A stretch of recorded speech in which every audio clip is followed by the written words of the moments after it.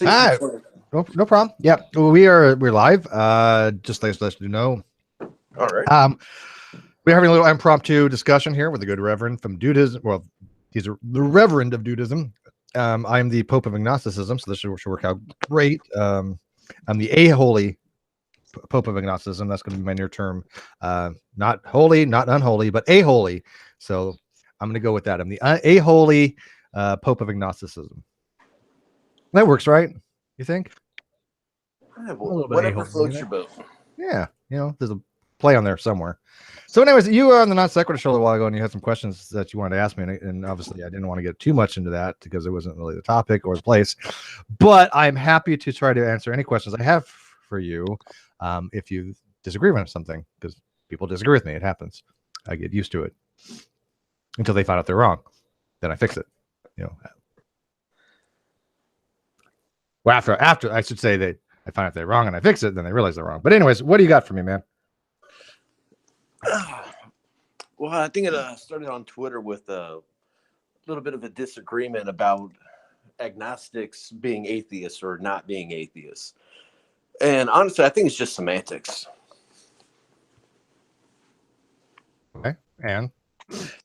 Well, my position is that since agnostics don't hold to either position, whether they believe or don't believe, but because they are in between, they don't have any real faith, I guess you could say. There's probably a better way to phrase that. But because they don't hold on to a belief that this is true, then I believe that puts them by default in the atheist category, even though they don't not believe, if that makes sense. Okay, go on. That's it. Okay, yeah, that's about the meat. That's about the meat of it. So, all right. So let me kind of address that. The first thing is that you're starting from a paradigm that I do not accept, a paradigm that does not accept in philosophy, and that paradigm is that non-theism is the same as atheism. They are not the same thing. No matter how many times it's spread throughout the atheist community, go ask any one of them to actually back it up with the literature. They won't be able to do it, with the exceptions of some opinion pieces, which would be Flew, 1972, Smith, 1974, Boulevant, 2018, and maybe Martin around 2010. But for the most part, no, atheism is not just, you don't believe. But that's neither here nor there. That would be kind of a semantic thing. So the bigger picture is your comment with agnosticism, right? What do you think that when I say that I'm agnostic on the proposition of theism, what does that entail to you? To me, that tells me that you neither believe nor disbelieve. Okay. Why would you think it's disbelieve? Because all agnostics disbelieve. If they believe, they would be theist, right? To a degree, yes. Okay, so it's not that the agnostic is saying is I don't believe and I it's not between I don't believe the proposition and I believe the proposition. It is between I don't believe. It's between I believe the proposition isn't true and I believe the proposition is false. It's in that area. So when agnostic says I do not have a stance on this proposition, it's saying, or they're saying, that I don't have a belief either way. I don't believe that it's true. I don't believe it's false. But they do not believe either one. They don't believe that it's true, so they're non-believers, and they don't believe it's false. So when you say that agnostic is in the middle or somehow between I believe and I don't believe, that doesn't make any sense. All agnostics don't believe, because if they believe, they would be theist. Yes, but because they don't believe, that's kind of what the crux of my argument is. And if I'm more than willing to hear you out and in greater detail than what we're able to do online, so if you're able to change my mind, more power to you. So I'm not coming into this with a closed mind. I will hear you out in full. Okay, awesome. Hang on one second. I had to bite a carrot. I thought you were going to talk longer. I haven't eaten all day. All right, so here's the thing. First, there has to be some kind of factual things that people have to recognize. If they can't get past the facts, then any other things just don't matter any longer, right? We all have opinions. We all have things we prefer. But would you agree with me that facts don't change based on your fifis? Yes. Okay. I think we all agree upon that. We should. Facts don't matter to your fifis. Fifis don't care about these types of facts. Would you agree that it's factual that, according to American Atheist and groups like Atheist Experience, they tend to go to that if you don't believe you're an atheist position, correct? Yes. Okay. Would you also agree that it's factual that in every other aspect of everywhere in philosophy, you go read the Encyclopedia of Philosophy, Stanford, the Internet Encyclopedia of Philosophy, Blackwell, Rutledge, Merriam-Webster, Oxford, Collins, Rowe, the Encyclopedia of Unbelief, all of them have atheism is the belief that there are no gods. Would you agree with that? Well, I'm not a philosopher myself, so I haven't read any of those. So I will take your word for it and Okay. say yes. Fair enough. Live chat, you can go validate those things. Okay, so in philosophy, if you want to read the papers correctly, that's what atheism means. It means the belief that theism is false, the rejection of theism, or that ontologically there are no gods. That needs to be a starting point, because if people can't get that fact down, they've already lost the discussion, because that is something anybody can go validate. I've given you the names of all these different places you can go look. Again, go look up Oxford's Learning Dictionary. Go look up Stanford Encyclopedia of Philosophy. They're the life that been there, done that. They're not going to bother to validate this. They already know. Okay, so then you have to look at which paradigm you're using, which schema you're using, right? In my schema, right, that's found in philosophy, you don't have to be atheist or theist. They're not a dichotomy. It's not one or the other. It is theist and not theist. And then under not theist, you have all these different other groups, one of which would be atheist, one of which would be agnostic, one of which would be apatheist. These are all different groups that are under non-theist, because that is a direct dichotomy, right? I mean, yes, theist and not theist, right? Pretty simple. So the way that I'm labeling myself, and that a lot of the philosophers use, is based upon these formal definitions, because they're precise, they're not vague, and they don't lead to absurdities. And if you wanted me to try to convince you, I think the best way to do that would to show you what an absurdity would be led into. Okay, because I'm going to treat this as you have I call principle of rationality, which is basically just means that you want to have a rational conversation. You want to believe rational things. You don't want to go out of your way to believe bullshit. Fair enough. All right. I think most people should approach those kinds of conversations like that. Okay, so let's start with a little proof. Very, very simple proof. Doesn't require a lot of logic. I can do it in formal logic. I have it in formal logic if you really wish to see it in formalized logic, where I use existential quantification, but not really necessary. So A or not A? Well, let's keep it simple. Very simple. You know what? I like you, man. Simple's good. But if somebody wants a more rigorous one, I can do it. So A or not A? Would you say that's straight up dichotomy, right? Yes. Law of non-contradiction. Okay. If I instantiate A with theist, then I have theist or not theist. Yes. Okay, so 2 premises so far. There's only 5 to this, so we're good. We're halfway there. So the third one, atheist or non-theist? Well, isn't that now getting away from your A or not A? No. Well, I mean, think about it. You only got theist or not theist. Atheist has to fall into one of those. Okay. And it can't fall into theism, because that would be a huge contradiction. So right, atheist or not theist, right? Even if you don't believe, they're still not theist, right? No matter how you want to define that word, they're not. I'm tracking. All right, so third, that's the third premise. Fourth one, this is where the problem comes into play. You want to now, or atheist experience and American atheists, they want to say atheism is non-theism, or theism is atheism, right? Premise 4.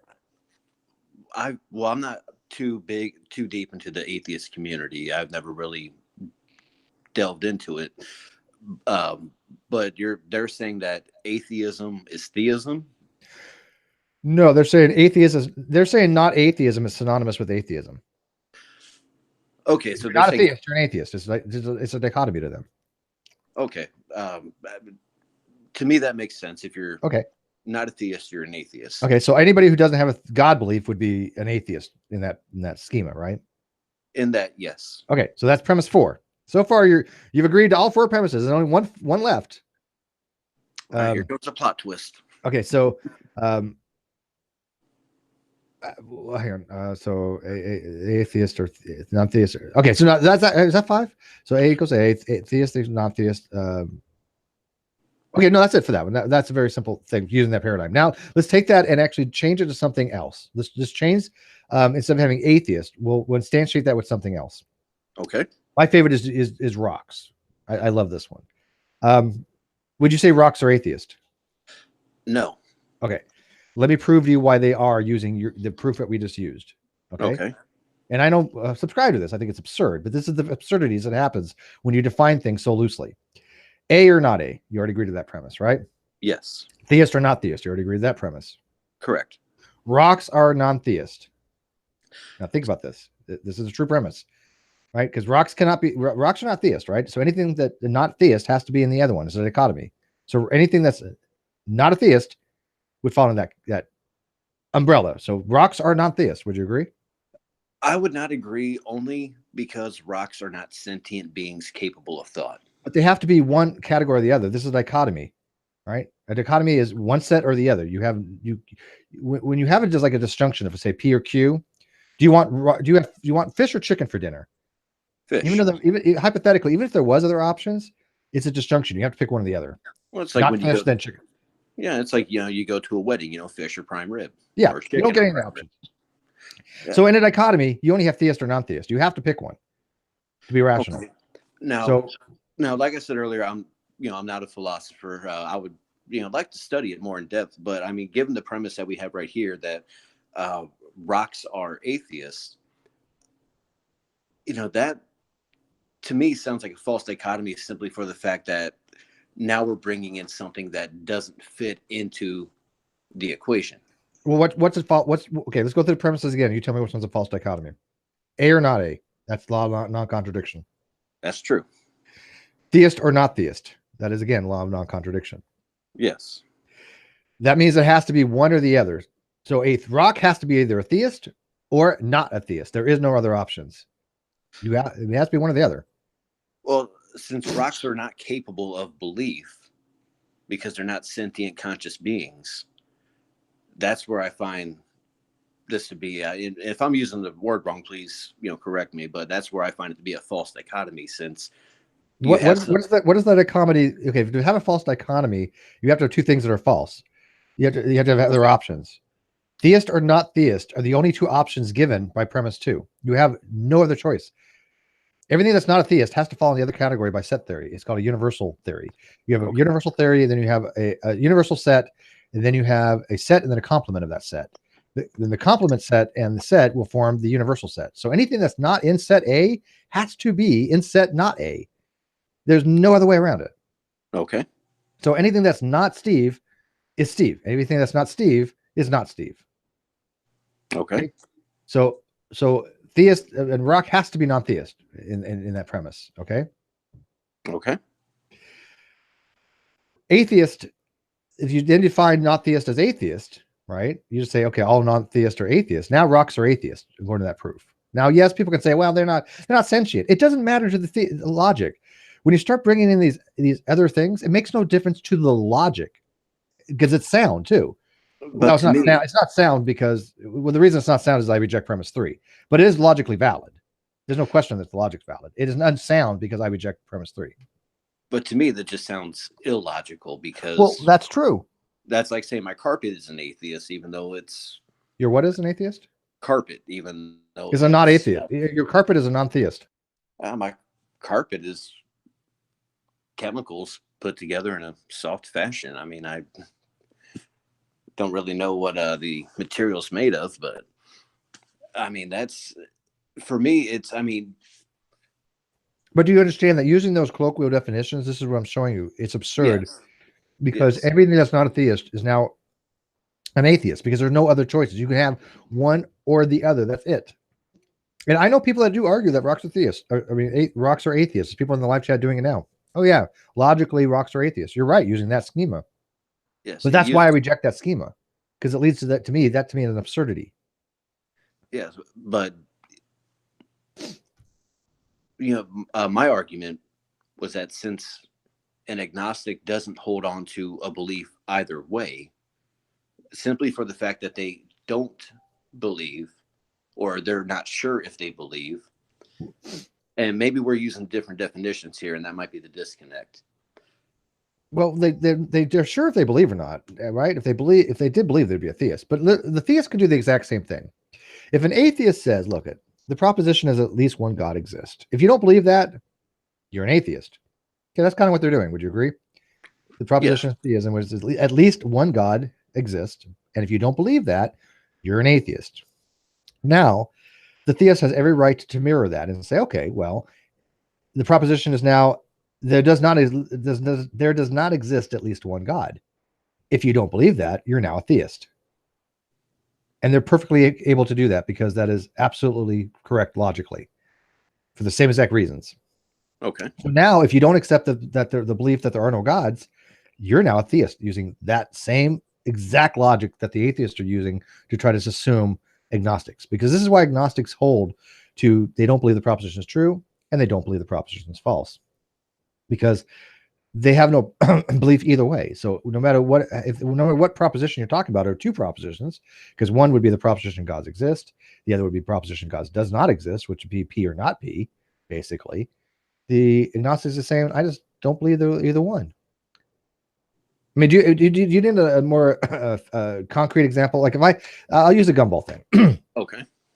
I have right now in front of me, and imagine this, right, as an experiment. I'm a hypnotist, so I have a pretty good imagination. Awesome. So I have a jar of gumballs in front of me, and they have to be either even or odd. All right, they're quantized in that regard. Yes. And I said, hey, hey, Reverend, the proposition is the number of gumballs even? No, I think the number of gumballs is odd. Okay, but you don't have a justification for that. You're just guessing. Exactly. That's just an irrational belief. Remember, we started with the principle of rationality here, right? You want to be rational. So the rational thing is you say, well, no, I don't believe that they're even. Okay. So you're not saying that you believe they're odd, right? You're just saying that I don't believe that they're even because you don't hold that belief. Okay, I'll go with that. Okay. Now, if I say, okay, well, the proposition is now, do you believe that they're odd? And you say, well, no, I don't have a belief that they're odd either. Because I have no ability to justify whether believing they're even or odd because I have no information. Either way, it's 50-50, literally 50-50 as far as I know for you, because you have no idea what it is. Everything else would be just a guess. So you don't believe that they're even. You don't believe that they're odd, which is literally, I do not believe P and I do not believe not P. That's the agnostic. So when they say you're agnostic on the proposition of the gumballs, it's saying that you do not have a position either way on it. That's all it means. Well, but see what atheists are doing, they're saying, oh, well, if you don't have a position, you're automatically an evenist. That's exactly what they're doing. This is why so many people are going, you know what? Yeah, they need to stop doing this. We see what they're doing now because they're assuming agnostics under atheism when a theist could assume agnostics under theism equally. Matter of fact, Graham Oppy wrote a book called Atheism and Agnosticism, who I just had on this channel, and he laid it out. Agnosticism is no more closer to atheism than it is to theism. It's right in the middle between atheism and theism. All right, let's go back to the gumballs for a bit. Sure. Now, these are quantized. They exist. They are real. They conform to the universal laws. Okay. They're in this jar. However many is in there, we don't know because we didn't fill the jar. Now, it can either be an even number of gumballs or an odd number of gumballs. Now, you can say, I'm not sure how many are in there. I'm not sure if it's going to be an even number or an odd number. But to say that, no, I don't believe that it's either even or odd brings in something completely different. Excuse me. But you don't believe they're even or odd, right? You have no belief either way on it. Why is that so strange? You don't hold the belief that they're even, and you don't hold the belief that they're odd. True. So you're agnostic on it. I would say undecided or uncertain. That's the same thing. Undecided. Agnostic is undecided on the proposition. They suspend judgment on it. Yes. Yeah, that's. So you see that it's a logical position in my schema, though, right? Yes. Okay. See that's why when people say, well, agnosticism, falls under atheism, agnostics go, no, stop using your very broad definitions that lead to absurdities, and that's not, the absurdity with rocks is just one of the absurdities it leads to. There's other things as well. There's a position called a theological non-cognitivist. Ever heard of that? A theological what? Non-cognitivist. That is not something that's come up in my experience. Very simple. A cognitivist would be somebody who thinks a proposition is truth apt, meaning it can be true or false. Okay. So if I say my car has four wheels. That statement is either true or it's false. I'm cognitive. I have a cognitive state on that. A theological non-cognitivist says that propositions dealing with God do not represent propositions. There's no such thing as a true or false proposition of God because the whole conversation is meaningless. So they don't think that these things are even propositional. They're not atheists, not theists, they're not theists. They're nothing when it comes to any of this stuff because they just reject it all. They say, the whole talk is completely nonsensical. We don't even know what these words. Hello? You there? Yeah, I'm not sure what happened, but I have totally lost you on my end. I can't hear anything you said. You just sort of cut out.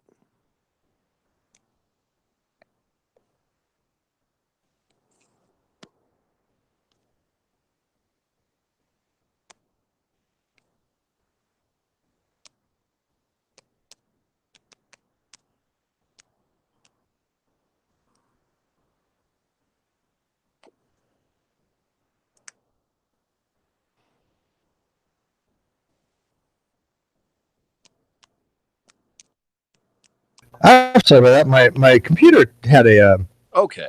crashed. That was weird. It's restarting, but it actually just literally got a blue screen of death. I haven't seen that before. Okay, I was wondering what laptop happened. Here. My apologies. I was about to say I got a full signal, so I don't know what the hell's going on. No, it was on my end. It was on my end. Like I said, Okay. it got the blue screen of death. But I'm back. I am on my laptop, and it should be fine because I plugged in everything on here. So let me just get to my YouTube channel so I can read the comments here as we do this. But while I'm doing that, so I was talking about theological cognitivists. So basically, to them, it's all nonsensical. So they are a non-cognitive position. The problem is, though, that theism and atheism are cognitive positions. No matter how you define it, they are cognitive positions. They can be expressed in the terms of a proposition. You can say, I don't believe P, or I believe P is false. These are cognitive states. Theological cognitivists cannot do that. So they do not believe in a God, right? But they don't even know what a God concept is. They cannot be atheists because they're non-cognitivist. And you cannot take a non-cognitivist position and subsume it into a cognitivist one. It's called a category error. So, would you say a fair correlation to that argument would be basically inserting a baby into an adult conversation because a baby does not understand what these words are or what these concepts are? No, because the theological cognitivist actually has taken a position.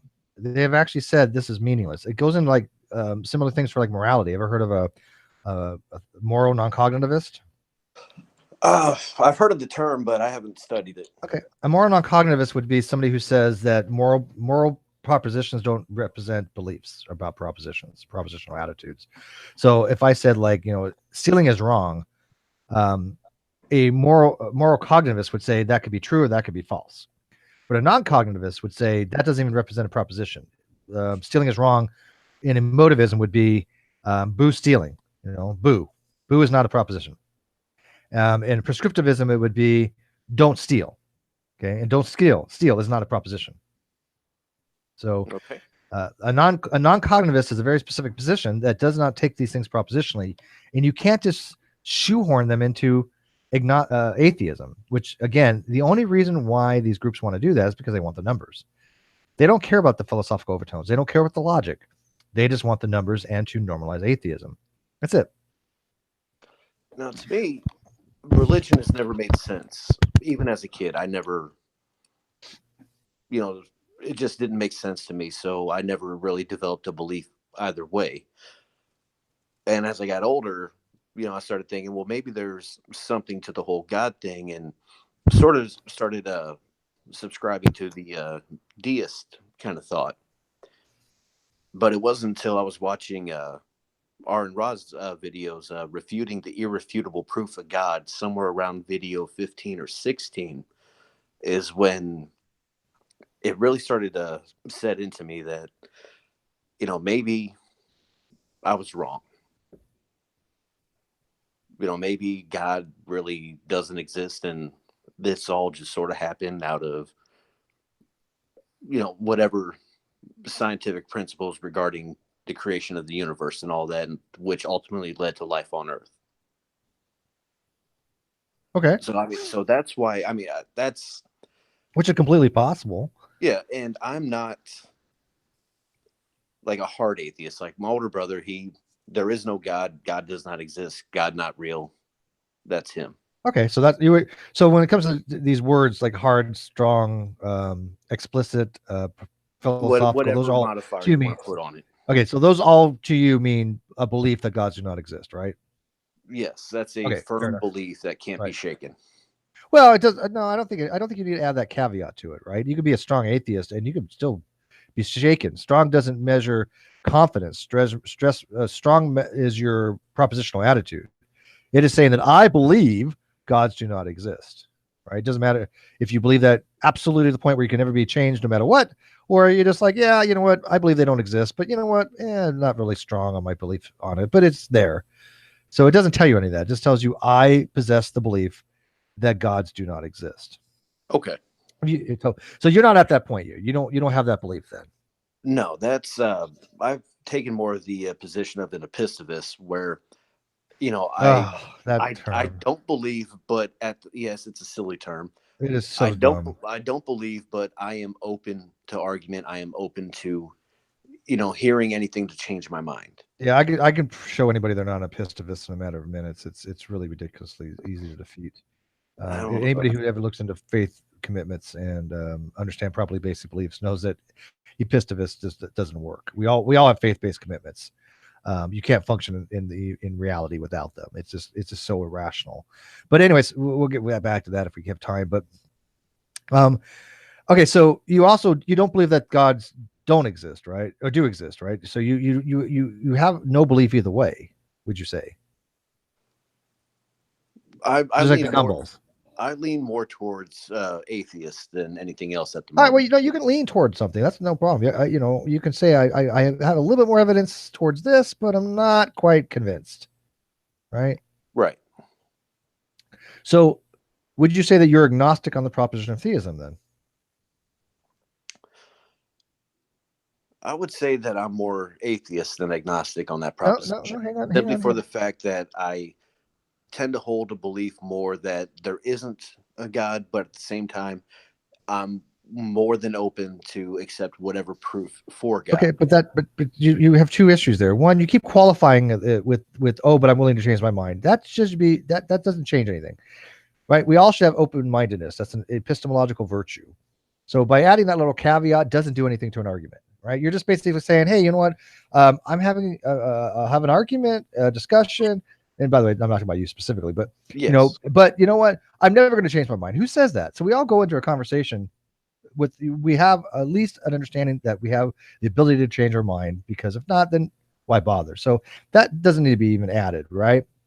But the other thing is, you said before you don't believe gods exist and you don't believe that they don't exist. Now you can lean one way or another, but until you have a belief either way, you literally are agnostic on that proposition. Okay. Going off a more colloquial term of agnostic, yes. Well, actually, that's not even a colloquial term. That's just Well, I how mean, that's just what agnostic means. I mean, in this case, I mean, if I have the gumballs, you don't believe that they're even, and you don't believe that they're odd. You are agnostic on that proposition. You don't have a belief either way. You may lean toward even for whatever reason, would be irrational because I don't know what your justification would be. well, But if I'm looking at a jar of gumballs and I believe that the number of gumballs in the jar is neither even nor odd, then I need to go back to school and learn about numbers again. well, no, not well. You don't have a belief either way. You don't believe that they're neither. You believe that they are one of them. Okay, here's I think where people get confused. You have the belief that ontologically that the number of gumballs are even or odd. They're one or the other. You know that. You do believe that it's going to be one or the other. But Yes. you don't have a belief on the position of what it actually is. Big difference, right? Well, all I have is speculation. Okay, but speculation is not but you have no information for your speculation, right? You can't say, well, yeah, I believe they're even. That's a guess. There's no justification for that. Correct. So if you don't know they're even, you don't know they're odd, no matter what reasoning you have to think that you have a kind of a leaning toward even or odd, right now, if you don't believe that they're even and you don't believe they're odd, you are literally agnostic on that proposition. Okay, I'll give you that. Because you can't just say, well, I'm even on that proposition. Well, no, you're not. You can't say you're odd on that proposition. Well, no, you're not. You're agnostic on it. Okay, so it's the same thing here with the proposition of God. If you don't believe that God's exists and you don't believe they don't, you literally are agnostic on that proposition. Now, you can call it atheism, which some people do. Right? They try to assume it, but then you start running into all those other issues. But the difference is the terminology that I'm using and the terminology that most people are now coming around to understand is out there because they've done their due diligence. They realize that the way I'm using these terms are in line with the philosophical literature. So if you were ever to go read a paper on these things, they would be using my definitions, not the American Atheist. And I talked to the editor of American Atheist, and I asked her, I said, why is there so many mistakes on the first page of your about page on American Atheist? I mean, it's just fundamentally wrong. It's misleading because they don't just say, hey, we hold these positions. They say these are the only positions. They make it declarative that if you're not a theist, you are an atheist. They make it prescriptive. That is wrong because I am not a theist. I'm not an atheist. There are philosophical definitions that allow for that. And so they're not giving all the information. And her answer to this was this: we're not a philosophical organization. We want people to join as members. We want it to increase our membership. We want to normalize atheism. These are pretty much her words. And I don't fault her for that. Right. But if it's at the sacrifice of precision and rigor and rationality, then I don't think atheists have the moral high ground any longer. Just to say that we're the critical thinkers, we're the logic people, we're the rational people. Well, no, you have huge irrationality in your ontology now, right? All right. So I mean, is that kind of making sense? Now, again, people can use any definitions they want. It makes no difference. To me, what definitions they use. What I get upset when I hear people saying, well, Steve, you have to be the atheist or theist. Well, clearly we just went through this and determined, no, you don't.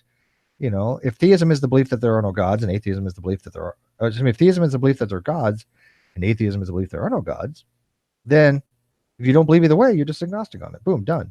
Not complicated. I think people overthink it a lot. I would have to agree with that. I think people do overthink things quite a bit. But do you see though, because these organizations are very large and because they want membership, and they're telling people, look at like David Silverman, he started the whole kind of trend recently, a couple years ago. He'd be like, well, if you don't believe in God, who cares what you think? You're an atheist. That's basically what he said. He's like, who gives a shit what you think? If you don't believe in God, you're an atheist. And that's just ridiculous. The funny thing is the first time I ever heard the argument that agnostics are atheists actually came from Penn Jillette. Yeah, he gets it wrong too. And I love Penn Jillette. Yeah, and I mean he'll tell you, right? He'll tell you to your face. He says it all the time. He's like, I'm not a smart guy. I don't know a lot about a lot. He's basically just kind of talks himself down into being carny trash. I mean, he's a literal clown trained by, I think it was the Ringling Brothers and Barnum and Bailey Circus. Yeah, exactly. So he, when it gets into a lot of, I hate to use the term just because I've been watching a lot of anti-Scientology stuff lately and anti-Jehovah's Witness. This is where the term comes from, but worldly.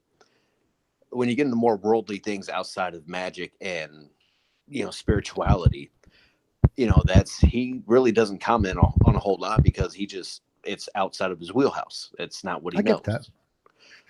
And a lot of people, they tend to fall into that same trap, but I take that back. They don't fall into that trap because they do tend to speak on things that are well outside of their wheelhouse. Now, I've told you, I'm not a philosopher. A lot of these things I don't understand. And a lot of stuff I just like to argue about because... Don't we all? Yeah. I mean, just because most people don't understand their own position well enough to defend it. And I can pick apart most people's position. Now, you as a philosopher... I'm not a philosopher. I just happen to like philosophy. Well, I can't argue with you. I cannot argue with you about philosophy because I've never studied it in depth. I consider myself to be, a bit of a critical thinker, skeptical, but there's a lot of philosophical principles out there. I almost said the word law, but I'm not sure if that would be the right word for that. But there's a lot in philosophy that I simply don't know because I haven't studied it. So when we get into these philosophical debates using actual philosophy, I'm lost. Well, that's why you just need to you just need to be worked through it. I mean, Yes. by the way, Christy's in the live chat. Hi, Christy. She likes Noam Chomsky. And ever heard of the colorless green ideas sleep furiously? That was Noam Chomsky's actually thing. Well, It's a grammatically correct sentence, but it means nothing. But okay, but here's kind of in a nutshell. When people argue with me and they say, Steve, you're wrong, they're making a huge mistake on the fact that they're relying on going by people that from these organizations that are not putting forth the entire story. They're not using philosophical terminology, and they don't have to. And I'm not saying that my argument is that they're required to use a specific definition. They don't, right? They really don't. But the mistakes being made is when they say these are the only definitions. I have had people tell me, "Oh, well, that's not the only definition for atheism is that you just don't have a belief." Jacqueline Smith would go on to Rubin Report and say, the only requirement to be an atheist if you don't believe, that's it. If you don't believe, you're an atheist. There's no other option, kind of thing. And it's like, no, shut the fuck up. You're just wrong. It's because they're putting forth an agenda rather than actually going look at the topic. And yet you can inundate people with information. You can show them every citation. You can show them the logic. You can show them the absurdities that come from this. But you know what? They don't care. They're like, whatever. And I'm like, well, you're no longer in the principle of rationality at that point. You can say, look, I understand everything you're saying, Steve, and you're right according to your schema, but I choose to use this other definition, and let me give my reasons. That's a legitimate thing. I know people that do that. These may be what the facts are, but I believe this. Right. Genetically modified skeptic is one who does that, and he has very legitimate reasons why he uses a colloquial terminology. But he won't say that I'm wrong because he's I'm not. He's like, but that's what you're saying is in line with philosophy. But I have my own reasons why I don't use those terminology, and they're value judgment, right? I can't say he's right or wrong because he's using it as I have values why I want to use it this particular way, and he makes a very good argument for it. It doesn't mean I have to accept it, though, right? Right, and I think people like the Atheist Experience and the others that you mentioned that say, like I was holding on to at the beginning of this, it's either A or B. That's the dichotomy. Black and white, keep it simple. I think that people like that try to oversimplify things in order to keep it simple so that they can, get more people. As you were saying, of course. It's all about, building the numbers. So when you get into, the actual philosophical definitions where these things come from, it increases the difficulty of the conversation when you're not schooled in those areas. Oh, I totally agree. No, that's exactly what they do, right? I mean, they're trying to get to the people that don't bother to go look in this stuff, right? Right. And I understand that look, when you call them like the Atheist Experience, they don't want to spend their time justifying their reasons for their atheism, right? And I think most of them, if you really kind of dug deep, would probably be strong atheists. I really do think that most of them are, okay? Because when they make claims like, "Oh, all gods are bullshit," or gods are illogical, whatever they say, I think most of them, if you really kind of put rubber to the road, they would be strong atheists. But that's just my opinion. I'm not forcing that upon them. But I understand why they don't want to make those claims on their show, because that distracts from the whole point of the show to have theists come in and the theists give them arguments, right? So I get that. I really do. But when they say, well, Stanford Encyclopedia is wrong, or, oh, no, you don't understand, you have to be theist or atheist. At that point, I think they're being dishonest. What they need to say is, well, we use different definitions here, and according to our definitions, you have to be theist or atheist, but in other philosophical terminology, it's not that way. That at least would be honest. Now, I know it's wordy, but if I was to tell you, okay, say, for example, you told me you don't believe either way, but if I said, hey, you're an agnostic, you're not an atheist, at that point, I'm prescribing my labels to you, right? And that's never something that I've done. You can accept any label you want. Well, going off the schema that you laid out earlier, yes, I would be agnostic. Yes. And so the argument would then go from people, why are you not convinced that gods don't exist? Like we have strong atheist in the live chat right now. Lucifer Almighty is a strong atheist.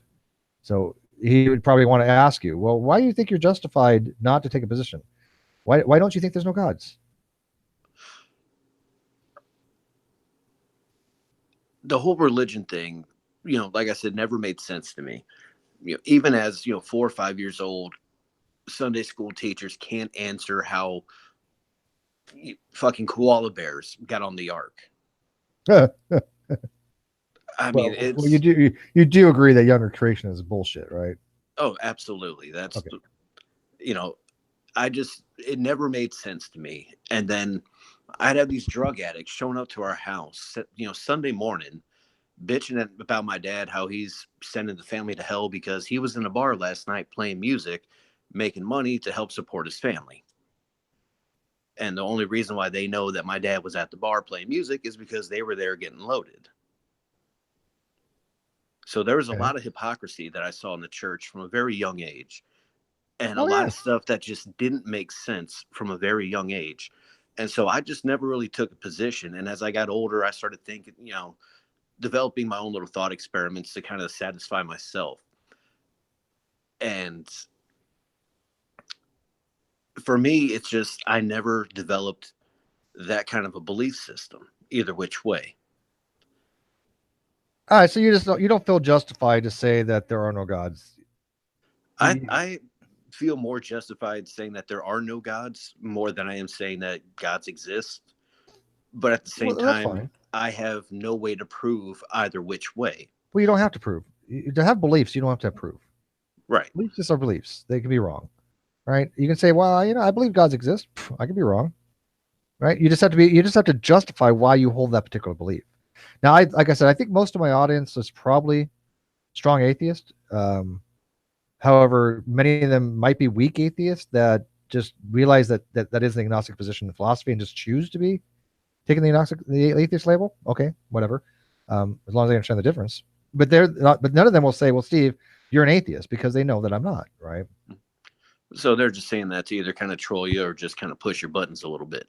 No. They won't say that. Unless they're kidding, right? But no, they won't. They know the difference, right? My audience has been around a long time. Okay. They know the difference between atheist and agnostic and theist by now. At least I hope. Except for Nacho Witness, he'll never understand. Right, Nacho? He's Australian. The Australians have a slow. Yeah, they don't. Yeah, they're slow in these things. The problem with Australians is they're so busy hanging on for dear life, so they don't fall off into the sun. Well, no. See, Australians, they're underneath the flat Earth. Yeah, well, because there's something called they have these safety harnesses, and I guess they have to attach themselves, and they have this thing called spontaneous harness failure, and all of a sudden their harness will just like unlatch, and they go flying off to the sun. It's a horrible way to die. Well, I don't know. Since they're falling underneath the flat Earth, wouldn't they just fall out into the abyss into nothing? It curves around, I think, space-time curve or something. Not gravity, because gravity doesn't exist clearly. Yeah, well, that's where maybe the turtles catching them or something. Oh, yeah, maybe that's how the turtles get fed, by Australians. Yeah, got it. Somebody says, Steve, you're a weak atheist. I'm also a weak theist too. The thing with agnosticism, it's weak atheist, and agnosticism are logically the same thing for the most part. For all practical purposes, I have a proof that actually shows that if you're a weak atheist, you're also a weak theist. They literally mean the same thing. So why bother to say that you're a weak theist or weak atheist when they don't mean anything, right? To me, personally, because if I'm an agnostic, then I'm no more closer to the theist than I am to atheist, philosophically speaking. So when somebody says, "Well, you're a weak atheist," well, yeah, but at the same time, I'm a weak theist too. So it serves no purpose to take those types of labels. So I reject them both. I don't want to be known as a weak atheist. I don't want to be known as a weak theist, even though I'm completely equal to both of them. I think more than anything, accepting labels like that, whether it be weak or strong or hard or whatever modifier they want to put on it, is more or less just a way of satisfying themselves. Like for many years, I took on the label of deist just because, okay, there's a God, can't know God, put it out of my head, done, forgotten. And intellectually, that's just a very lazy position to take. Yeah, I'm not. I actually don't really understand the deist position. I know somebody who's a Jefferson deist. It's a very difficult position for me to wrap my head around because deism and a non-classical theism falls under theism. But it's like, what? Why would I can't come to the conclusion of a deist? It just doesn't Uh, resonate with me. Saying that well, there's some kind of deity that created the universe and walked away, or there's something called an aesthetic god, where an aesthetic god who created the universe for its beauty and said, yeah, this is nice, but like a painter just said, I'm done, on to the next yeah, thing. You know? I don't know. Maybe he's off busy counting stars or something. Yeah, Uh, yeah, but counting stars, star counter. I used to be very interested in the Huna culture, basically Polynesian shamanism, and a lot of them are deists in the sense that they believe in a god, but that the concept of a god is beyond what we're able to understand as mortals. So they don't believe that we can know God. God is too difficult to understand, so they just kind of put it to the side and be done with it. Whereas theists say, no, we can understand God, we can know God, and that's where the two come into conflict. There, they both believe in a God, they just believe in a different type of God. Well, it depends on your theist. Now theism itself only submits a doxastic position. They're only saying that I believe in God. There might be ones out there that say we can know God exists, right? And many of them probably do in some way. They were like, Well, I know God exists because He's told me He exists, or something along those lines, right?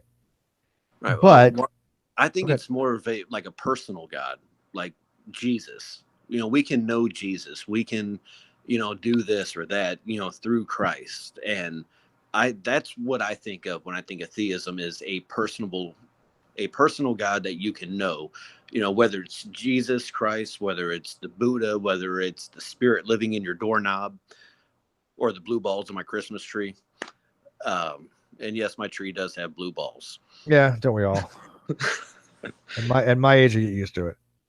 But that's when I think of theism, I think of, That's you know classical theism, though, a right? belief system with, a personal or knowable God, whereas deists say, yeah, can't know God. See it. There, yeah, but there's a problem. Okay, into classical theism is a position of an interpersonal God that actually has some interaction with his creation, and he's part of the universe. Okay, then there's something called theistic personalism. Theistic personalism is God is the great demerge is called, basically a caretaker that sustains the universe. And without him, the universe wouldn't exist, but he's not incorporated in the universe. He's outside the universe, whatever the hell that means. But this is the theist narrative, right? The outside space-time kind of narrative. And he sustains the universe. To a classical theist, any kind of deist that's non-personable, that doesn't interact, would be atheist. Just like back in the day, the original term for atheism referred to the Romans who were Christians and they did not accept the state sanctioned Roman gods. So yeah, they believed in gods, but they believed in the Christian God. So that was called atheism back. They were atheists back then. So the word Okay, has changed. But to a deist, a classical theist, that falls under atheism because you're not believing in the theistic God. But when you were talking about philosophy as a whole, global, we don't talk about classical theism. We talk about non-classical theism, which means that it's any God. It doesn't matter. If you believe any God exists, theist, personalism, pantheism, well, pantheism can go either way. But any God other than Spinoza, because that is atheist, you are a theist, period. That's it. I believe If in you the don't great believe dude any of them, above. you're an atheist. Or you believe that they don't exist. I'm sorry. Now, I believe in the great dude above who gave us bowling and cool rugs with piss stains on them. Yeah. Well, I mean, we all worship that altar a few times, right? But I mean that Judaism doesn't have any like supernatural overtones. So that No, when we but if talk you get about on the gods, we usually have a forum, supernatural it overtone. no, it doesn't have any spiritual overtones. But if you get on the forum sometime, you'll see some pretty wacky shit. Oh shit, no, dude, I've had enough to drink where I've seen some pretty wacky shit. All right, so you want to take some questions from the like my brilliant live chat? Yeah, I'll Let's take some start this one. questions. All right, what do you got for the Good Reverend of Dudism and me? If you, because like I said, they've all heard this before, so Yeah. they really probably don't have much to add question wise to me. But um, Audrey says the fear of the burden of proof plays a part too, and that's really true. Um, you got to recognize that some people don't even know how to justify their beliefs, right? I mean, we all saw it when G-Man tried to go into a flat Earth hangout, and he didn't even know how to justify the Earth being round. He had no really justificatory reasons to believe that the Earth is round. He failed at that.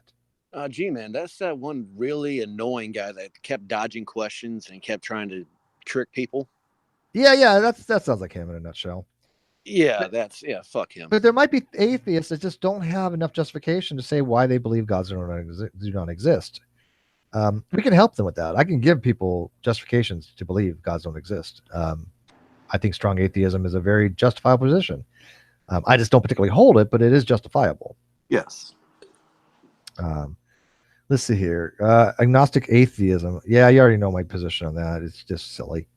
That's like the cool kids thing. I'm not an atheist. I'm an agnostic atheist. No, it means shit.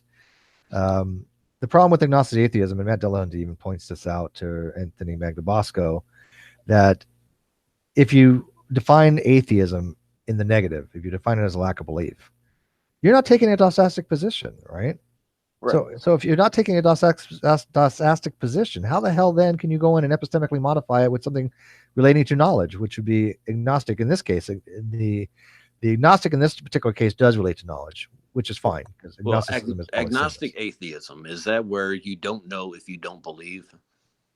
Well, it depends again how you're defining atheism. If you say atheism is lack of belief, then it's completely nonsensical because you're saying I don't know if I lack a belief.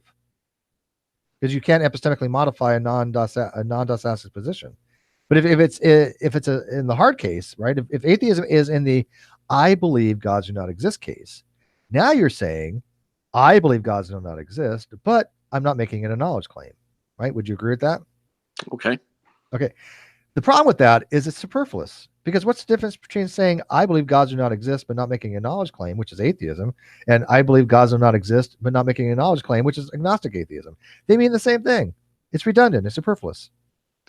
It just sounds like a couple of hipsters trying to be cool. Well, that's my point. It's very edgy, right? So, well, I don't know if I'd call it edgy. I'd call it annoying. Yeah, well, when you try to explain to people these concepts, so they use these multi-axial approaches, right? They'll have like X and Y axis. And like, oh, Gnostics here and agnostics here, and it just muddies the water because it just screws everything up, and it's not how it really should be. And they're like, oh, you don't know what you're talking about because this is how it is. No. Those are memes, dude. Those are just people made those shit up. You're not going to find those in any philosophical paper, guaranteed. Yeah, I'm just waiting on someone to come along with the Z-axis and totally try and screw with people. Ooh. Yeah, that'd be good. Yeah, you give me ideas here. I like you. Yeah, maybe we could figure something out with the Z-axis. Okay, so what's other questions you got from your a-holy Pope of agnosticism here? I love that. A-holy, not holy, but not holy. You know, I'm not unholy and I'm not holy, so I'm a-holy. That's brilliant, isn't it? I don't know why I didn't think of that before. As a hypnotist who plays on words quite a bit, I love that little a-holy tag that you gave yourself. I think that's great. I thank you. Dude, my live chat hasn't appreciated it as much. If you don't update your Twitter handle with that, I will be severely disappointed. I already tweeted it out. I might update it. Yeah, I might have to update that because that's really good. So let me ask you. You're a hypnotist, right? Yes. Okay, real quick before I get into that, Dr. Zalis says, I understand justification for agnosticism on the gumball position, but not for the God position. Can you explain? Yeah, same principle. I don't have enough evidence to make a decision whether gods exist or not. I don't see any good reasons why gods don't exist. I don't see any great reasons why they do, but I think these things are personal, right? I think that the reason why people believe in God, most of it really comes down to their own personal reasons, right? It's not because they've been exposed to something that convinced them, right? They didn't have angels come down and talk to them. I think they had experiences, they interpret them a certain way, they have inference to a certain way, and everybody's person's, is subjective, right? Everybody has their own experiences. Now, I grant I bite the bullet on the fact that if you accept one person's experience, you have to accept them all in some way, right? But I don't think that necessarily holds that you have to think that they're all valid, right? Some people, I'm happy to believe that everybody has a theist position that claims to have experience. I'm going to go out on a limb and say, you know what? They probably all did have some kind of experience. Now, I don't actually believe that. I think some of them might be lying, but principle of charity. Let's assume that they all did have an experience because I had one. It doesn't mean that it doesn't get you where you're going. It doesn't mean that they actually came from God, right? It just means that something happened to them. But we all know that when we have these subjective experiences, we usually mess up. We usually get the answer wrong. What was the reasons? He says, but there's more good reasons why gods don't exist, and there are good reasons. Well, that's your thing, Doctor. I don't have that, right? Well, we could probably point out, all of the suffering, all of the atrocities and whatnot that, an all benevolent deity wouldn't allow to happen Yes. if Yeah, the all I think benevolent the deity problem with evil is existed. good. But at the same time, we can point out all these, great, quote unquote godly things that people do, with charity and just being, nice to one another to, prove God. So it really comes down to whatever you feel more strongly about, which in your case would be a holy agnosticism. Yeah. Yeah, I mean, Victor asked me what my justification for Gnosticism is. I'm gonna have to have a separate hang on that. It's very long, I think. I have had personal experiences, but the justification is that I still think that the concept of a God, um, as a possible explanation, is not that far fetched. What that is, what it entails, and maybe it's as a placeholder, maybe, right? Maybe I'm using it as a placeholder for that great unknown, and not using it as a scientific God of the gaps, but of a conscious entity that may exist. I got no problem with that, right? But I can't make a decision on that. And anybody who says that somebody just lacks a belief, right? Well, they can't make a decision on it either. There's more weak atheists out there than there are agnostics. Many, many, many more. Why can't they decide? What is their justification holding them back? I'm curious. Because like you would fall under that category. What why you've already talked about why you believe, though, you're not justified to say that no gods exist, and I agree with that. Um, so let's go to your hypnotism thing, because I'm curious, because Okay. I have a weird thing about hypnotism. I believe that certain forms of it can exist with what's called induction, as you know. Mm-hmm. That you can do inductions. Um, I can't do it self-inductions, but I've induced myself into like lucid dreams through hypnotic states or more meditative states. That is real. I've done that. Well, meditation is a form of self-hypnosis. Yes. But when you're doing hypnosis, where do you draw the line? Like, for example, like I said, I know that you can induce lucid dreaming. I don't know if a quick induction would actually work. I've never was able to actually do one. Do they actually work? Yes, I don't do them myself just because I never really got into rapid inductions, but I have been through a number of them personally with some very skilled individuals. So they did it on you? Yeah. Okay. Two of my mentors actually live out in San Diego, and they are probably two of the most competent hypnotists I've ever met. And you were just out. I dropped down into a trance state. I never lost consciousness. All right. Yeah, no, I've always been curious about those quick inductions. They pros do. and cons. They do work. That does take just a little bit of prep, to kind of quickly condition someone to you're about to go into a hypnotic state, and boom, you're down. Right. So there is just a little bit of prep work to it. But like when you go to a comedy club and you see a stage hypnotist and he's talking for 15 minutes with all these people on stage, and then, pow, pow, pow, pow, pow, and everyone's just slumped in their chair like they're, drunk or whatever. That is actually a 15-minute induction that he's doing. Mm-hmm. Whereas me, I can get someone down, if I'm taking my time, 2 to 3 minutes. Yeah, no, I find it interesting, and I get the concept behind induction. It doesn't seem very far fetched, and I get the induction, even a quick induction. The concept doesn't seem far fetched, so that's why I don't dismiss it out of hand, right? Right. A lot of people would say, "Oh, it's just woo-woo bullshit." Well, no, I mean, hypnotism to a degree does work. They use it for smoking cessation. They use it for other things, and I'm able to self-induce myself. I mean, so I know that part of it is true. It has to be, because I do it. Or I used to be able to do it. I haven't had it in years. But have you ever self-induced into a lucid state? I'm not sure. I've never really gotten into a lucid dreaming or anything like that, but Oh, it's great. I've had several experiences that were borderline psychotic, hallucinatory. Well, I guess would be a ample way to describe it, where it was almost like someone was communicating with me telepathically, which was fucking weird. And well, people on DMT see entities and hear entities and stuff like that. yeah, true, but they're also under the influence of a very powerful psychedelic. Right. Right. Whereas with hypnosis, you're under the influence of your brain. Well, I mean, your brain has minute amounts of DMT and psychedelics already in it. Yeah, but I mean, well, I think a lot of this stuff just kind of changes your chemical levels somehow. Yeah, well, I mean, DMT is called the God chemical. It's in pretty much everything. The God molecule, yeah. Yes. A very brilliant documentary on Netflix, or at least there used to be. I'm not sure if it's still up there, but yeah, I would definitely love to try it out. Oh, me too, dude. Oh, in a just to see heartbeat. what it's like. And it only lasts like 15, 20 minutes, but I hear it's like it's like an hour, or two that goes by. And when you're in a lucid state and you hear creatures talking, you hear people, entities, whatever the hell they are. And I don't believe that they actually exist. I do believe they're in your head. They're so vivid, though. You literally can see them, you can smell them, you can touch them. They say things that you normally wouldn't say. It's like they are a separate entity or your brain. So, anyways, though, I think we're kind of get off topic. So, I don't want to spend 2 months on this. It's getting late here, and I don't want to talk too loud. Any other live chat stuff, guys? How you guys been doing, by the way?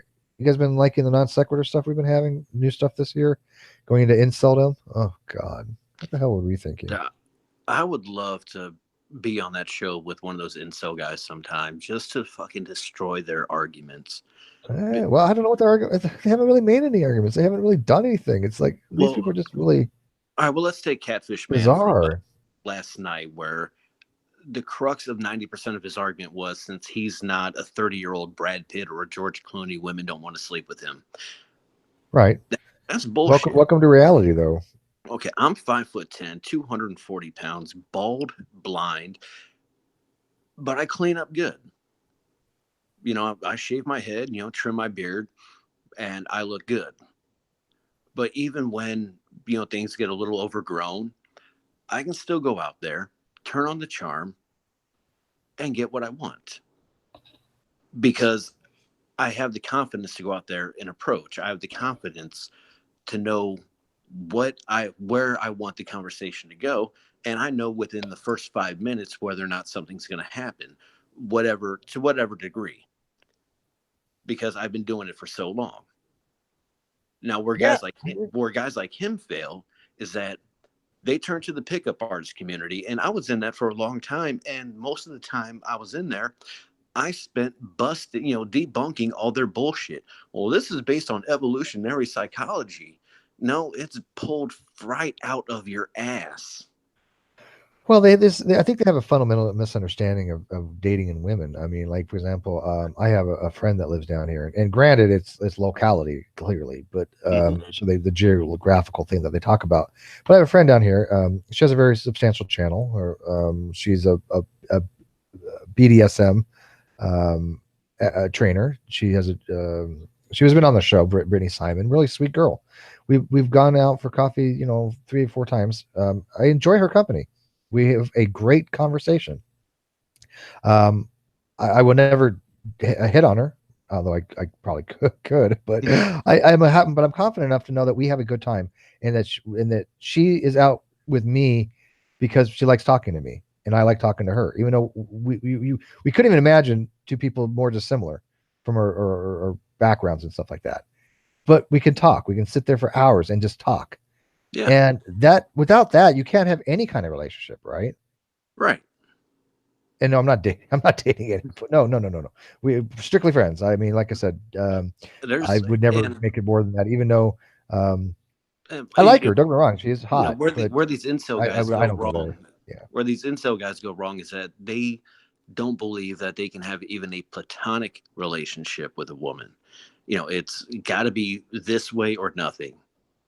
Yeah, yeah, and It's it's really either weird because this is what I talk it's about Brittany with about what people's expectations are and what they think, and she's just as confused as I am about how people think, and she's coming from a completely different world view, and yet both of us sit there and go, what the fuck is wrong with people? I don't know. I don't know. I would not. never go to BDSM dungeon. No, I'm vanilla as fuck, people. Well, if you want to get into some light kink, um, there's a guy in Vegas, John John Lich. It's either Lichtenberg or Lichberg. He runs a website, Erotic Dominance 101 or Dominance 101. Oh, good grief. And well, basically, he introduces people to the lighter side of kink. Now he can go all out and give you some really hardcore stuff, but I mean, even something as simple as a silk scarf, for play, is considered kink if that's not something that you would typically do. So I Yeah, mean, no, even minor things are classified as kink if it's outside of your normal dude, playtime I'm so vanilla. activities. My idea of foreplay is 2 hours of begging. Okay, yeah. So I mean, but yeah, no, like I said, but I have confidence. Like I said, I mean, I know that I can hang out with women. I know that I've met women on plenty of fish. I don't get the thing people talking shit. It doesn't get me down. Anything that happens on the internet, it doesn't affect me in real life, Now, right? see, People now can say, "Oh, you look at Steve. He's an old man. He's got a beard. He's a philosopher. Thinks he knows philosophy." Who the fuck cares? I'm still hanging out with people. yeah, and You know? that's what's important is that you don't care what others think. You don't have an ulterior motive. You're just out for a good time, whatever that good time might be. Yeah, And the only that, one I care is Christy and, Santiago because she's my lesbian life partner, and I care what she thinks. The rest, and not so much. but that's what a lot of women find attractive is that they can tell that you're, not some creep. I even try, dude. I even what's funny is like I think to myself, I can never get this girl. I can never get this girl, and yet I've ended up with the most hottest chicks by the ones I thought I could never get. Same Um, here. so and they don't hang around creepy guys. So Yeah, and I've uh, dated some beautiful women, just flat out gorgeous. The kind of girl that I thought when I was a teenager that would never give me the time of day, and next thing I know, we're in bed together. And yeah, and it happens, man. 15 years later, that shit still blows my mind. Somebody asked me if I let my beard grow out. Go look at my videos last year. I had a full year. It didn't look right. Yeah, it just didn't. I don't look right with a full beard. I look too much like Santa. It doesn't give me that. It doesn't give me a look that stands out at all. You know. Oh, So I think Kurt Russell set the new standard for Santa Claus. So yeah, people are like friends for. Yeah, dude, you got to be friends first if you want any kind of thing. I mean, if trust is a you, big thing. I mean, I think one of the reasons why I get along like someone like Brittany is she in her community she has to value trust, yes, especially when you're doing BDSM. And I'm extremely trustworthy. I know I am. Anybody who's attacked my credibility and impugned my honor, I've blocked and get the fuck away from them. They're toxic motherfucking people. I worked hard to have a good reputation because I've known people that have gone after not just me and other people to attack them, and I don't bother with any of that. It just has no bearing in my life because I know they're full of shit. And when I have people in my real life that recognize that people are trustworthy, dude, that's the greatest feeling in the world. My partner, I can trust him. Not my sexual partner, but like my partner on Non Sequitur, Kyle. I yeah, trust him. I trust him explicitly. I know he's never going to fuck me over. I know he's never going to lie to me. Right. And that is rare when you find those kind of people. yeah, That's the people you keep in your life. and you two have a very great working relationship, and it comes across very well on Oh, we YouTube. fight about everything, but that's the great part. That's Oh the yeah, greatest part I, about I mean, I was it. watching you Our guys makeup earlier on cuddling is Twitter. fantastic, dude. I was watching you guys earlier on Twitter, and I was just like, these guys work together on a daily basis. Is this how they blow off steam? Is going after each other on Twitter? Oh, exactly. Yeah, well, it gets people like going, what's going on, right? Yeah, I mean, I was even Yeah. questioning that, and then I started thinking, well, maybe it's all just a ploy to, okay, well, I'm going to watch the show and see if they're really going after each other. Now we don't really we don't disagree on a hell of a lot, and the things we disagree with are all philosophical. But all I got to tell people is, okay, well, if you wanted to go and learn philosophy and take a course in it, are you going to go get Kyle's help or mine? I'm going to go to Aaron Raw because he hates philosophy. Yeah. Well, even still, you know what? I wouldn't be a person to go to either. I'm not. I'm not authority on philosophy. All I would do would be a good sounding board. You know. Yeah, and you've given But me a lot to think about tonight. So I'm going to look up some of the references that you threw out, and just to kind of educate myself. yeah, if you go to well, probably too far back, but I mean, I can send you all the references. Oh, you know what? Go to www.greatdebateCommunity.com and look under citations. I have everything there. Okay. Well, I don't have everything there. I got a lot of stuff there. All my pictures I got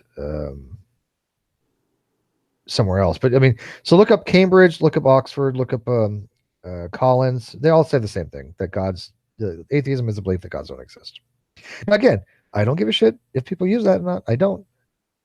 Just don't apply it to me and accept the baggage that comes along with it, because I will attack them on their baggage.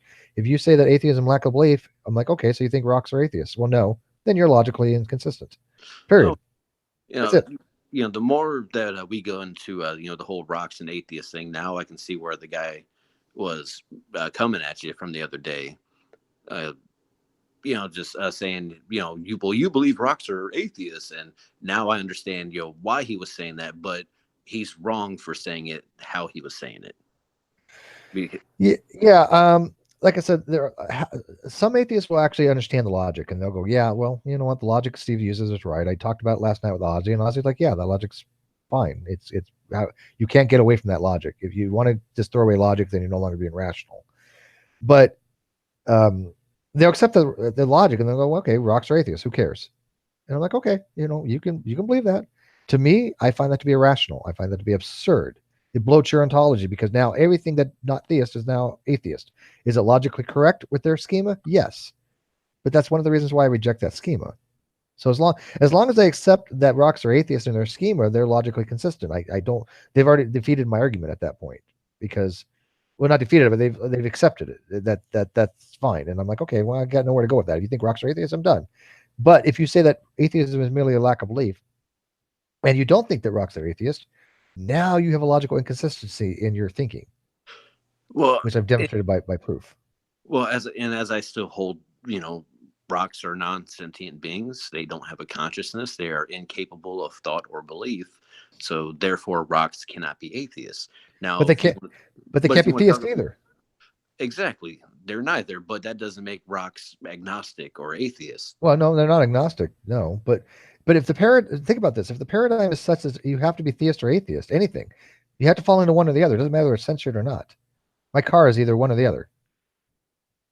I'm either theist or not theist. That is a logical dichotomy. Anything not in the set of one is in the set of the other. Okay, because that's how sets work. But I think where a lot of people get tripped up, and this was tripping me up too, is when you bring in, rocks or, dry because leaves. It shocks their minds, because they don't want to have to accept that that's the logical conclusion. Yeah, in psychology, that's called a pattern break. And it just kind of makes us stop for a second. And we actually do kind of switch off for just a moment, however long that might be for a person, because they're not used to hearing something that on the face of it, to, the lay person, is so incredibly illogical. How could somebody think of that? But when you get into it and start to break it down with the schema that you did, okay, now I understand where he's coming from. I still think it's illogical, but I at least understand his point better. But you say it's illogical, right? You say it's illogical, but when you say something is illogical, you have to show that the logic is wrong, and that logic is not wrong. That logic is very valid. The logic that you set up with the dichotomy is correct, but where it becomes illogical is, well, how can something that can't think or believe or do anything other than just lay there on the ground be capable of believing in God? But that's the problem. If you accept the logic is true and you accept the premises are true, then that's a necessary consequence. Yes. This is why it's stupid to accept those definitions. Yeah, The whole point is to show that it's absurd. That's the whole reason why. Yeah. And I'm understanding that better now. But but in the beginning, you did kind of switch me for a second. I was like, what the hell? Yeah, logic's a bitch, right? Yeah. Yeah, and it's funny you mentioned that moment of pause. In straight epistemology, they do the same thing. They wait for that moment of pause when the interlocutor just stops and thinks about it. There's a name for it. It starts with an A, and I can't remember the name that they use. Somebody might be able to look it up for me. I'm on my laptop right now. But it starts with an A. I know that much. But it's a moment in straight epistemology where the interlocutor just stops what they're doing and pauses it for a while. And I can't remember for the life of me the name. Somebody go look it up for me, please. I appreciate if they would. I could tell you it starts with an A. I know that much. That's doesn't sound like a term that I'm familiar with, so I'm no help. I got a smart audience. Somebody will think about it. Pregnant pause. No, it's not pregnant pause. No, you're now. Yeah, Carissa says I think he's confusing illogical with malformed. That might be, but yeah, it could be. It could be. All right, so going to wrap this up. Unless you guys got any last minute things to get out there, I think it's productive. I like these kind of conversations. They're very pleasant. They're very low key. Hopefully, got you to think. And I can tell you right now, agree with the summations or don't agree with them, or whatever. But I can tell you right now, nobody that would ever know anything about these topics would say that the logic's wrong. Nobody would say that Steve's way out the left field. Now, there has been somebody recently that now has 3 videos that he's talked about this. Even after Alex Malpass, Dr. Alex Malpass, one of the most brilliant men I've ever met, he's telling Alex he's wrong. He's telling Bert Poole he's wrong. He's telling Ozzy he's wrong. He's telling Stanford Encyclopedia they're wrong. The amount of hubris is on par with nothing I've ever seen before, except for somebody who's completely inept. And he makes these specious arguments, and his logic is just flawed. And I've been watching him in real time have a discussion with Alex Malpass. And Alex Malpass, he's a pretty mellow dude. Even I can see him going, what the fuck are you talking about? Because he's like, I don't know. He's just like telling him, is like, this is just not making sense to me, kind of thing. And so my thing is, if somebody's going to go after Alex Malpass, you better know your logic, man. So people will do that, but it's very far and few between. That's why these people get about 23 views. Because people are done with that. People are done with that kind of drivel. If people think I'm wrong, that's great, but don't use nonsensical things like, oh, the logic is wrong. That's just weird.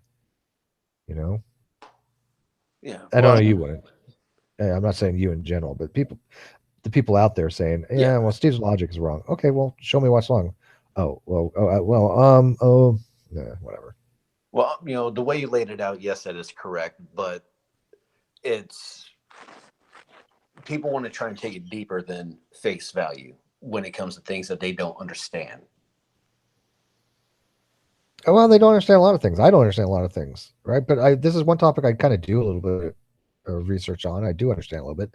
Somebody says they watch us playing games. Yeah, no, I want to start doing some more late night stuff. I know people have missed these types of hangouts, one-on-one, and a bunch of people coming in. I know they listen when they play games. They listen when they drive, and I appreciate it immensely. And I do mean to do more on this channel, on my Patreons, and I will this year. I promise. We got some cool stuff coming up with Landon Curtinol, and I got some other scientists coming in. But honestly, non sequitur just takes so much time getting guests and talking to people. Now, is there any chance to start getting away from the flat Earth Saturdays or whatever? I mean, I'm over flat Earth. Trust me, Kyle. I think it's starting to come off that wave too. I mean, I just want to know how a little bit. Can you have that same debate because it never changes? Well, you get somebody like Sanji every so often that will change his position, but they're so far and few between. But that other guy came in was a perfect example of just somebody who wasn't willing to listen. Oh no, you're wrong. It's a level plane. Where do you go with that, dude? You go bye-bye. Yeah, and somebody says flat Earth brings in the audience. Yeah, that's true, but you know what? I've been finding that some of the other stuff brings in just as big as audience. We were talking about pretty much nothing tonight. We had 500 people watching.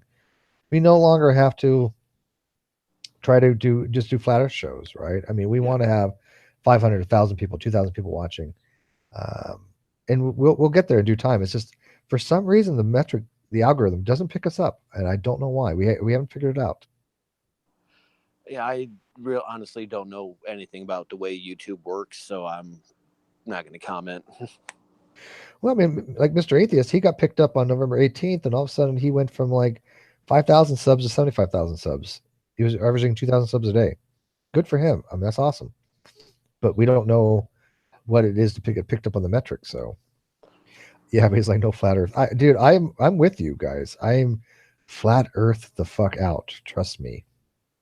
I mean, I typically work second shift. I had to take tonight and tomorrow off for handle some personal businesses, but I would love to be on the show sometime and just kind of go more into like hypnosis and give help educate people, give them a better understanding about what it is and what it's not, or even into the psychology of a fucking pickup artist. I mean, I know a lot of the big players out there in that community, and only about 2 or 3 of them are actually good at what they do.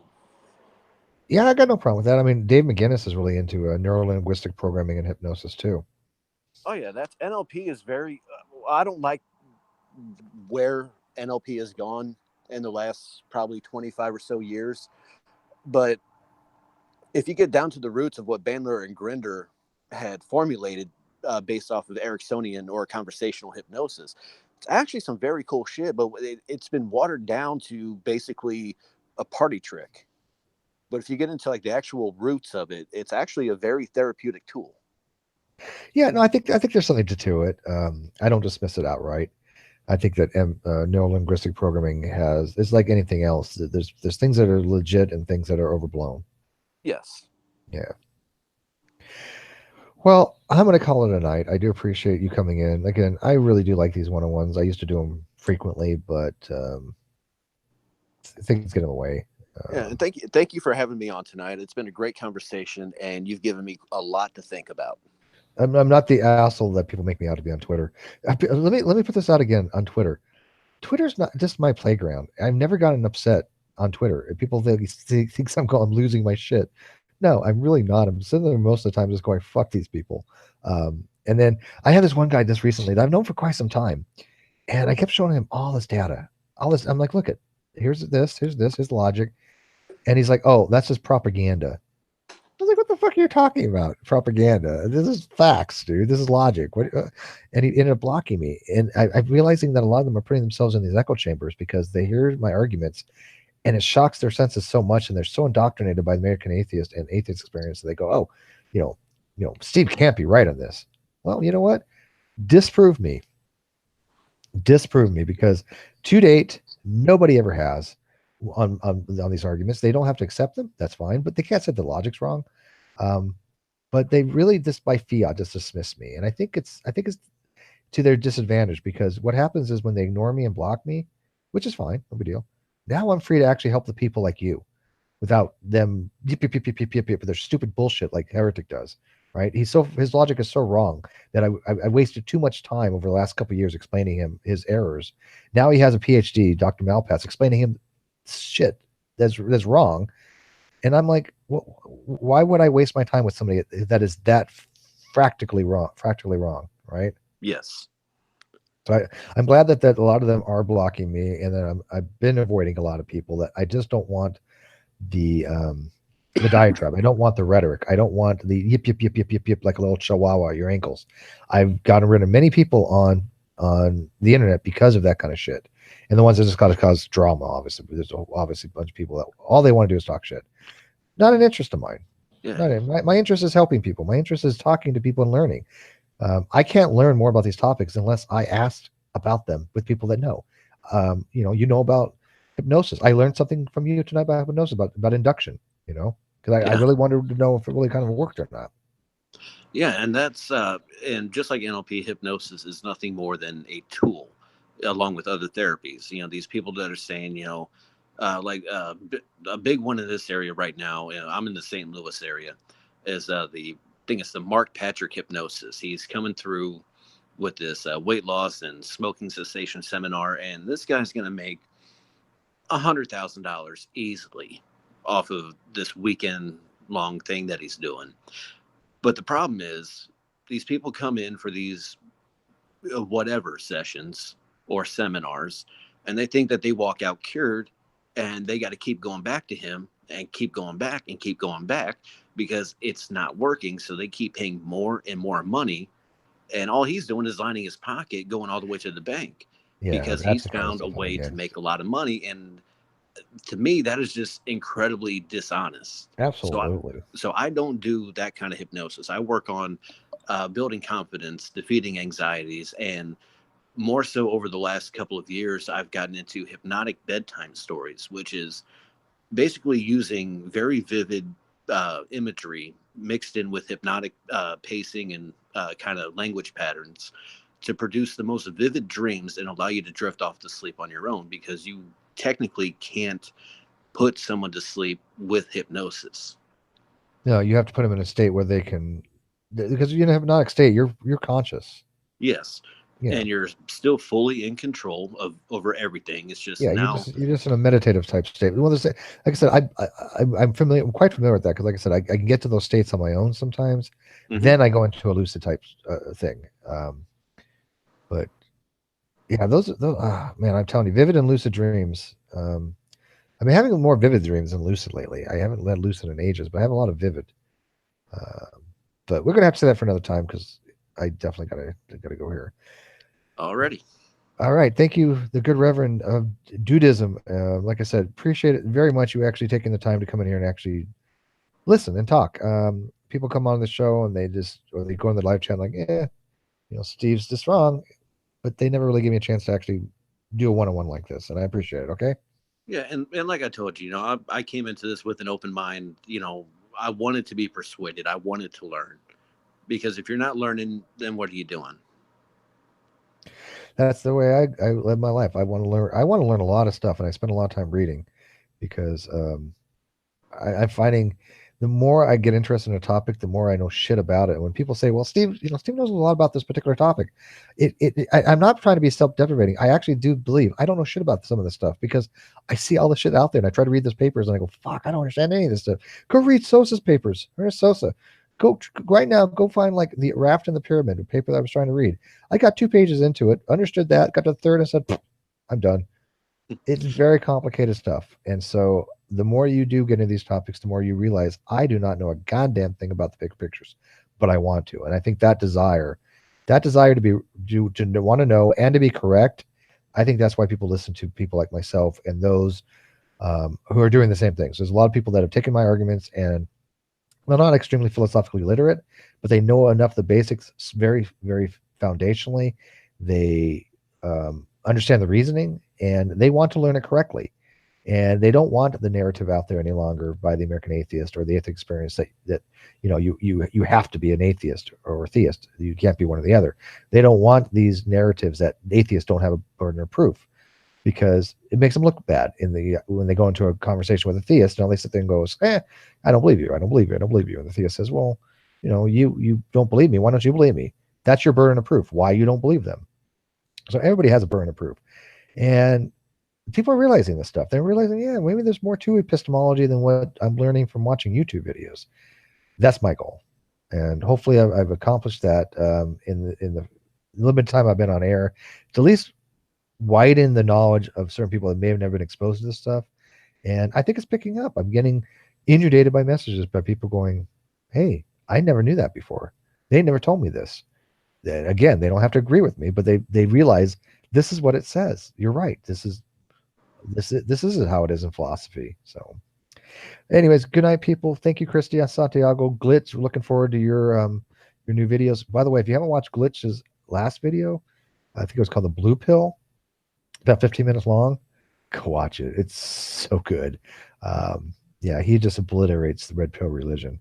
But Dornot Hub and everybody else, you guys have a great night tonight, and I will see you tomorrow.